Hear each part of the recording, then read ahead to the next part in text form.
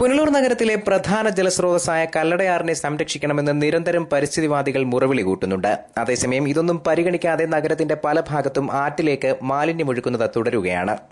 നഗരത്തിൽ മൂർത്തിക്കാവിന് സമീപം കല്ലടയാറിന് ഏകദേശം 50 മീറ്റർ അകലെ പ്രവർത്തിക്കുന്ന ഫാം ഹൌസിലെ മാലിന്യം പുറത്തുവരുന്ന കുഴലാണ് പുൽപ്പടർപ്പിനിടയിൽ കാണുന്നത്. തൊഴുത്തിലെ മാലിന്യം വന്നിറങ്ങുന്നത് റോഡരികിലെ ഓടയിൽ. ഓട നീളുന്നത് പുനലൂർ മാർക്കറ്റിലെ മാലിന്യം കല്ലടയാറ്റിലേക്ക് കൊണ്ടുവരുന്ന തോട്ടിൽ. തോടുവഴി എല്ലാ മാലിന്യവും ചെന്നിറങ്ങുന്നത് കല്ലടയാറ്റിലും.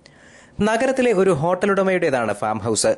ഫാം ഹൌസിലെ മാലിന്യം സംസ്കരിക്കാൻ അതിനുള്ളിൽ തന്നെ സ്ഥലമുണ്ടായിട്ടും ഓടയിലേക്ക് ഒഴുക്കിവിട്ട് അത് കല്ലടയാറ്റിലെത്തിക്കുന്ന ഈ നിരുത്തരവാദിത്തം നഗരസഭ അധികൃതരുടെ കണ്ടെത്തുന്ന ദൂരത്താണ്. കല്ലടയാറ്റിലെ വെള്ളത്തിൽ കോളിഫോം ബാക്ടീരിയയുടെ അളവ് കൂടുതലാണെന്ന് അടുത്തിടെ നടന്ന ചില പഠനങ്ങൾ വ്യക്തമാക്കിയിരുന്നു. എന്നിട്ടും നഗരത്തിന്റെ പല ഭാഗങ്ങളിൽ നിന്ന് ആറ്റിലേക്കുള്ള മാലിന്യമൊഴുക്ക് തടസ്സമില്ലാതെ തുടരുകയാണ്.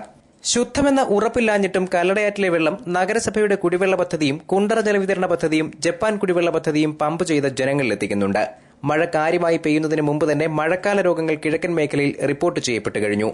ഈ സാഹചര്യത്തിലും ജനങ്ങളെ വിഷജലം കുടിപ്പിച്ച് കൊല്ലുന്ന നഗരവാസികളുടെ നടപടി തടയാൻ ആരും ഒന്നും ചെയ്യുന്നില്ല.